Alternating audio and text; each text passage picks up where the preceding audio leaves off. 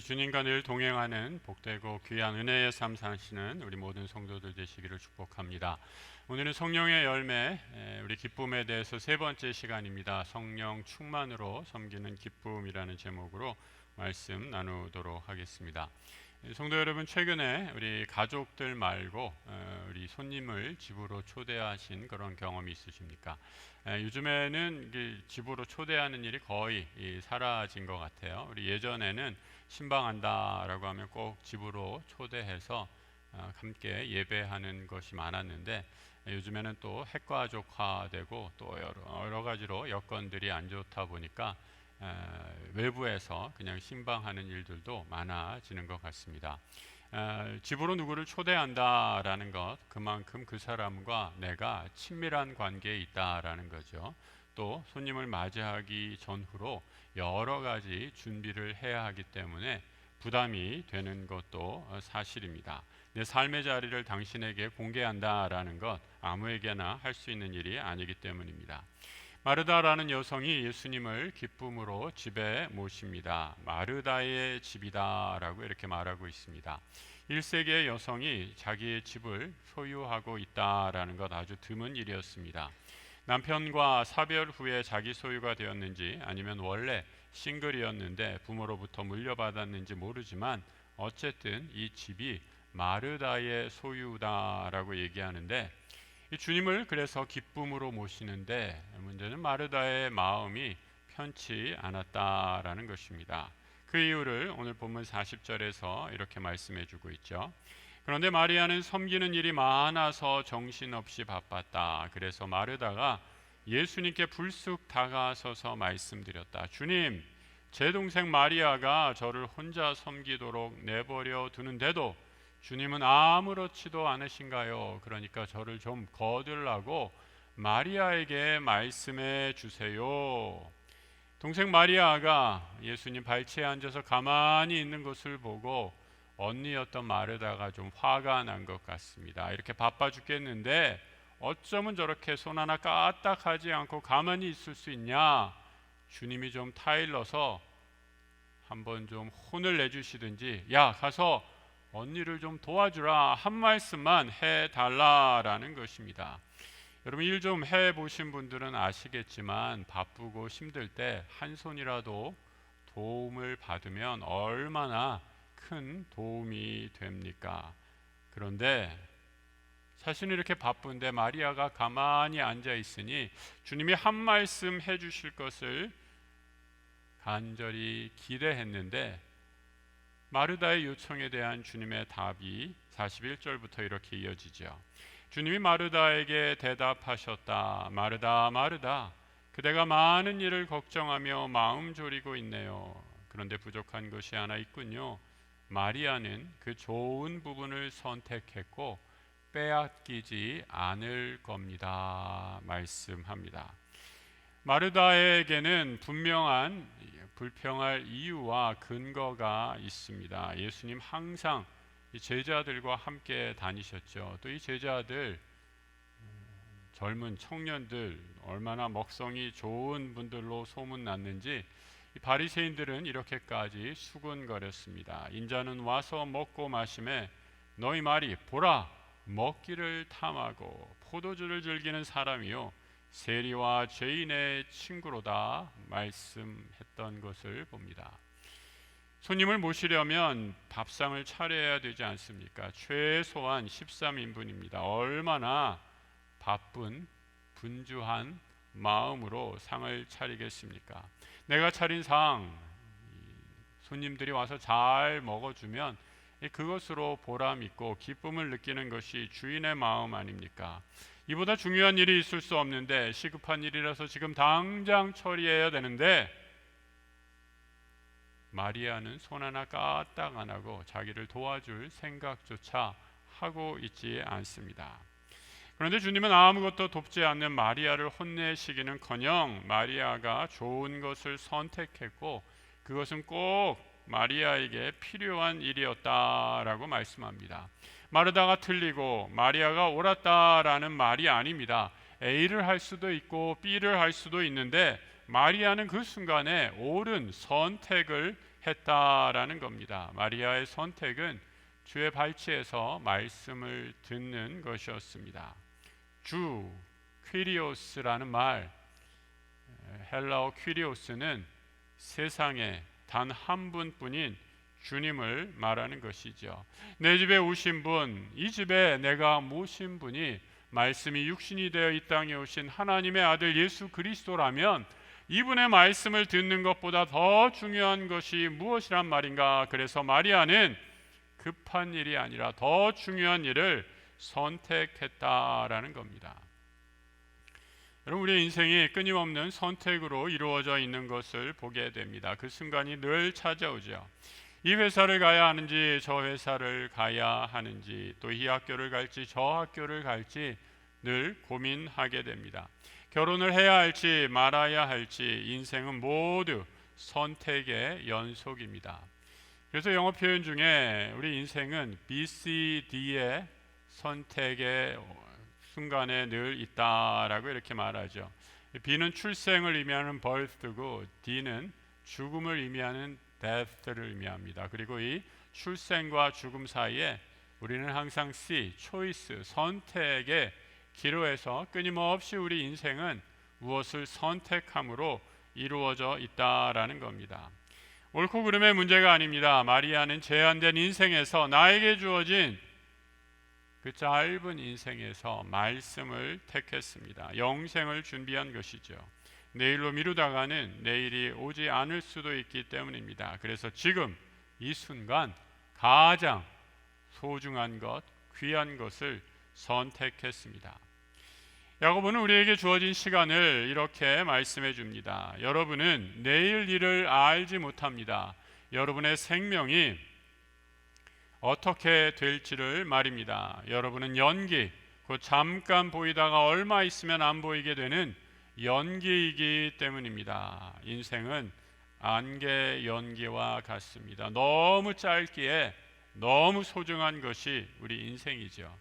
여러분, 시기할수록 귀한 것 아닙니까?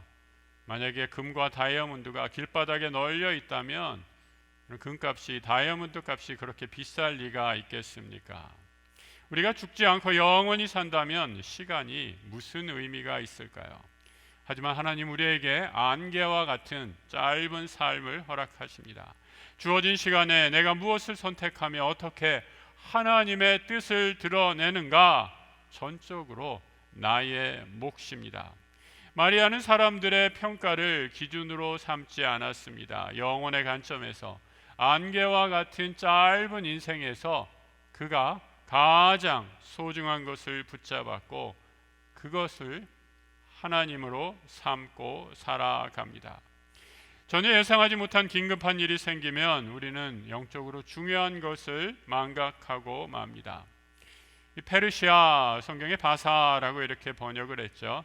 느헤미야는 바사 왕 아닥사스다 왕의 절대적인 신임을 받는 신하였습니다. 오늘 왕이 느헤미야 선지자에게 이렇게 묻습니다. 내가 너에게 무엇을 해줄까? 라고, 다 들어주겠으니 내 소원을 말해보라 라고 이렇게 말합니다. 이때 느헤미야는 느헤미야 1장 4절 이하에서 이렇게 말합니다. 나에게 임금이 말했다. 그러면 무엇을 그대가 요청하려는 것이요? 나는 하늘의 하나님께 기도했다. 그리고 나서 임금에게 말했다.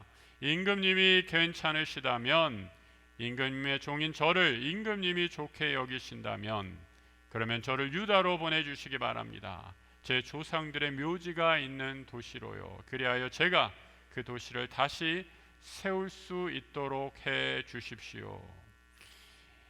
임금이 물을 때 느헤미야 선지자는 설익은 판단을 하기보다 기도했습니다. 기도함으로 하나님이 원하시는 것, 바로 오랫동안 포로로 잡힌 이스라엘을 바벨론의 포로에서 이스라엘로 돌아가게 하신다라는 것을 깨닫고 그것을 기도하다가 생각나게 하십니다. 그리고 아닥사스다 왕에게 이제 내 백성을 보내주십시오라고 청하는 것이죠. 느헤미야 1장 처음부터 보게 되면 느헤미야의 기도가 한 번에 이루어진 것이 아님을 보게 됩니다. 수일 동안 고향 예루살렘의 소식을 듣고 금식하며 기도하며 그는 하나님 앞에 기도하는 사람이었습니다. 그리고 왕이 그에게 무엇을 해줄까라고 요청할 때 기도하며 받은 하나님의 음성대로 실천하는 사람이었습니다. 급한 일이 우리 삶의 횡포를 부릴 때 여러분은 어떻게 반응하십니까? 말씀도 잊고 기도도 잊어버려서 갈팡질팡하고 있지는 않으십니까? 하나님의 사람은 성령 충만하여 급한 일의 횡포에 휘둘리지 않고 말씀과 기도로 삶의 중심을 유지하며 믿음의 길을 걸어가는 사람입니다. 바울이 개척한 고린도 교회도 많은 문제가 있던 교회였습니다. 성도들이 서로 싸우고 분열되고 갈라져서 늘 바울에게 이런저런 일로 바울 선생님 어떻게 하면 좋겠습니까? 끊임없이 질문하고 조언을 구합니다. 그런데 이런 여러 가지 분쟁과 다툼, 갈등에 있어서 바울이 내린 최종적인 권면은 무엇인가? 너희들이 이것을 선택해도 되고 저것을 선택해도 된다. 하지만 가장 중요한 것, 그것은 바로 이것이다 라고 하면서 고린도전서 7장 35절에서 이렇게 말씀합니다. 우리 새한글 성경으로 같이 한번 읽어보죠. 내가 이 말을 하는 것은 여러분 자신들한테 도움이 되게 하려는 겁니다. 여러분에게 덫을 놓으려는 게 아니라 품위 있게 살며 또 마음에 흐트러짐 없이 주님께 헌신하도록 하려는 겁니다. 어떤 선택을 하든지 더 중요한 것이 있다. 한 마음으로 주님을 섬기며 주님과의 관계가 훨씬 더 중요하다라고 말하고 있습니다. 주님을 섬기는 일에 우리의 마음이 이리저리 흐트러져서는 안 된다라는 겁니다. 마음이 흐트러지지 않아야 믿음이 성장할 수 있다라는 겁니다. 여러분, 우리의 마음이 왜 수시로 흔들리게 될까요? 영적인 문제에 대해서 아직 확신이 없기 때문입니다. 믿음의 깊은 뿌리를 내리지 못했기 때문입니다. 그래서 믿음이 회의에 빠지게 됩니다. 우리의 믿음이 회의와 의심으로 가득 차게 되면 기도의 문이 막히게 되죠. 야고보 사도는 이를 이렇게 말씀합니다. 오직 믿음으로 구하고 조금도 의심하지 말라. 의심하는 자는 마치 바람에 밀려 요동하는 바다 물결 같으니 이런 사람은 무엇이든지 주께 얻기를 생각하지 말라라고 말씀합니다. 우리의 믿음이 이런 회의의 단계를 지나고 회의의 구름이 걷히게 되면 그렇다고 여러분 우리 믿음이 끝난 것은 아닙니다. 믿음이 계속해서 자라가고 성장해야 합니다. 형제들아, 우리가 너희를 위하여 항상 하나님께 감사할지니 이것이 당연함은 너희의 믿음이 더욱 자라고 너희가 다 각기 서로 사랑함이 풍성함이라 라고 사도 바울은 데살로니가에 있는 교우들에게 너희의 믿음이 멈추지 않고 계속해서 성장하기를 원한다 간절히 기도하고 있습니다. 성도 여러분, 여러분의 믿음이 성장하기 위한 나의 노력은 무엇이었는가 한번 스스로에게 질문해 보시기 바랍니다. 왜 수십 년간 교회는 다녔지만 아무런 변화가 없을까요? 믿음이 자라는 훈련을 게을리했기 때문은 아닙니까? 마지막 신앙의 단계는 확신의 단계이지요. 흔들리지 않고 파도와 홍수가 나도 반석 위에 믿음의 뿌리를 깊이 내렸기에 요동치 않는 믿음입니다. 오늘 우리 함께 예배하는 우리 모든 성도들이 믿음의 깊은 뿌리를 내려 어떠한 시험에도 흔들리지 않는 확신의 믿음으로 나아가는 주의 귀한 성도들 되시길 주님의 이름으로 축복합니다. 마르다라는 이름은 히브리어로 여주인이라는 뜻을 갖고 있습니다. 주인처럼 열심히 일하고 돌보고 살핍니다. 마르다가 잘못한 것은 하나 없고 오히려 칭찬받을 것입니다. 손님 맞을 준비로 최선을 다한 것인데 칭찬받을 일이죠. 일하지 않고 놀고 먹는 사람이 부지기수인데 이렇게 열심히 일하고 주님을 섬기고 또 봉사하는데 누가 감히 마르다에게 손가락질 할 수 있겠습니까? 그런데 귀하고 이렇게 섬기는 일 참 귀하고 귀한 건데 한 가지 경계할 것이 있다라는 거죠. 바로 비교하는 것입니다. 사탄이 우리 내면에 속삭이고 이렇게 말하죠. 왜 너만 이렇게 땀 흘리고 수고하니? 저 사람은 가만히 놀고 먹는데 왜 너만 이렇게 수고하고 애쓰고 마음을 졸이고 있는가? 라고 말하는 것입니다. 이 시대에도 우리 교회에 얼마나 많은 마르다와 같은 분들이 많은 줄 모릅니다. 교회에서 열심히 일하는 마르다와 같은 집사님, 사탄이 시험에 들게 하기 위해서 백방으로 노력했는데 아무런 소용이 없었습니다. 그래서 이 사탄이 자기 대왕 마귀에게 상담을 요청하죠. 아니, 저 김 집사님, 내가 좀 시험에 빠뜨리려고 해도 얼마나 열심인지 꿈쩍도 하지 않아요. 어떻게 하면 좋겠습니까? 라고 상담을 요청합니다. 그러자 대장 사탄이 이렇게 조언을 해주죠. 야, 너희들이 잘하는 거 있잖아. 그 귀에 대고 한번 이렇게 말해봐. 야, 요번에 누가 권사 됐대, 누가 장로 됐대, 이렇게 얘기하면 모든 봉사의 기쁨이 다 사라져서 시험 들어서 이제 봉사도 뭐고 다 때려칠 것이다 라고 말했다는 거죠. 여러분, 교회에 마르다 열심히 있으니 맡은 일 두세 개나 됩니다. 본인의 감당할 능력이 있다면 참으로 귀하고 감사한 일입니다. 하지만 어느 순간에 너무 지쳐서 번아웃이 돼서 하나님과의 관계도 파괴되어 버립니다. 영성과 봉사가 잘 균형을 이루어야 우리의 믿음이 성장합니다. 봉사의 기초는 하나님과의 영적인 교제입니다. 주님과 말씀과 기도로 교제해야 하죠. 부서의 일이 급하다고, 내가 맡은 일이 급하다고 해서 예배의 자리를 소홀히 하는 것, 바른 태도가 아닙니다. 여러분은 마리아입니까? 마르다입니까? 누가 더 마음에 드십니까? 성경은 이 둘이 양자택일의 문제가 아니라 영적인 우선순위의 문제임을 가르쳐 주고 있습니다. 마리아가 선택한 것은 주님의 편, 바로 생명의 말씀을 듣는 자리였습니다. 불평하고 원망했던 마르다가 누가복음에 이어 요한복음 12장에 보면 다시 등장합니다. 요한복음 12장에서는 이렇게 마리아의 모습을 말해주고 있습니다. 그들이 예수님을 위해 그곳에서 잔치를 베풀었다. 마르다가 잔치에서 섬기고 있었다. 나사로는 예수님과 함께 기대 앉아 먹는 사람들 가운데 한 명이었다라고 말씀합니다. 이 사람이 잘 바뀌지는 않는 것 같아요. 마르다는 또 다른 잔치 자리에서도 또 열심히 섬기는 그런 귀한 섬김의 사역을 감당하고 있습니다. 그런데 누가복음에서 마리아가 일하지 않는다고 불평하고 원망했던 마르다의 모습은 다 사라지고 감사와 기쁨으로 섬기고 있고, 마리아가 앉아 있던 자리에는 나사로가 그 자리를 대신하고 있는 것을 보게 됩니다.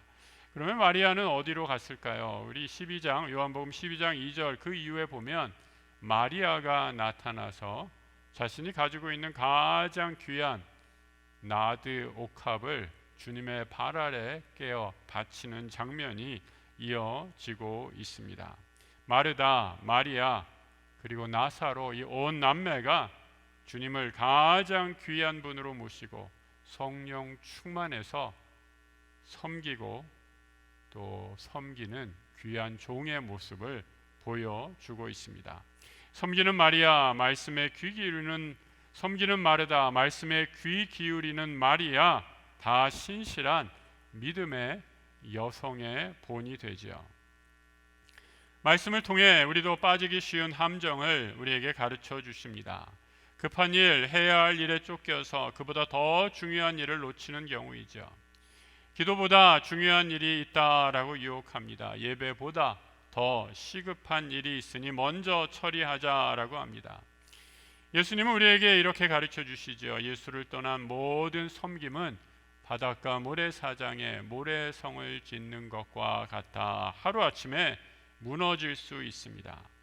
나는 포도나무요 너희는 가지라. 내가 그 안에 내가 내 안에 그가 내 안에 내가 그 안에 거하면 사람이 열매를 많이 맺나니 나를 떠나서는 너희가 아무것도 할 수 없음이라. 예수와 기도와 말씀으로 깊이 교제하게 될 때 우리는 기쁨과 감사로 섬길 수 있습니다. 내 힘으로 하면 금방 지쳐버리죠. 주님께서 시선을 고정해야 하는데 나를 시험하고 나를 비방하는 사람의 소리에 귀를 기울이다 쓰러지고 실족하고 맙니다. 눈을 들어 주님을 바라보시기 바랍니다. 그리고 우리의 마음을 주님께 쏟아 놓으십시오. 19세기 유명한 우리 부흥사 또 설교가였던 찰스 스펄전이라는 분이 있습니다. 이분이 요한복음을 가지고 설교할 때 그 설교문의 일부입니다. 한번 잘 들어보시기 바랍니다. 성령께서 하신 것을 여러분에게 이루어 주시기 위해 기도하십시오. 스스로 성령 충만한 신자일 뿐 아니라 다른 이들에게도 은혜를 끼치는 돕는 신앙을 가질 수 있도록 기도하십시오. 홍수 같은 은혜가 필요한 교회들이 얼마나 많은지요. 많은 교회들이 헛간의 마른 건초처럼 말라 있습니다. 오, 폭포수 같은 은혜가 우리에게 얼마나 필요합니까? 그 폭포수와 같은 은혜 얼마나 아름다울까요? 다리 위에 올라가 보십시오. 그리고 아래를 내려다 보십시오. 진흙탕에 깊이 박혀 있는 낡은 배가 있다고 상상해 보십시오. 왕이 가진 모든 말이나 신하들을 동원해도 그 배들을 바다로 끌고 갈 수는 없습니다. 그러면 어떻게 하면 될까요? 무슨 기계로요? 아니요, 그럴 수 없습니다. 대신 조수가 밀려오도록 간절히 기도하십시오. 놀라운 변화가 있을 것입니다. 조수가 밀려오면 그 배들은 마치 살아있는 것처럼 흔들거리며 바다로 나아갈 것입니다. 밀물과 썰물의 차이가 얼마나 놀랍습니까? 조수가 가득히 밀려오면 배들은 쉽게 바다로 나아갑니다. 심지어 어린 아이들의 힘으로도 움직일 수 있습니다. 은혜의 홍수도 그러합니다. 성령의 충만함도 그러합니다. 우리 모든 교회에 언제나 샘솟는 밀물을 보내주시기를 기도합니다.